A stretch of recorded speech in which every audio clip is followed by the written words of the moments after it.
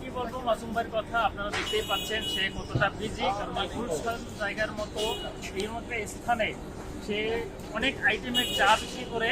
তো এর মধ্যে যেটা সব থেকে পপুলার সেটা হচ্ছে তান্দুরি চা।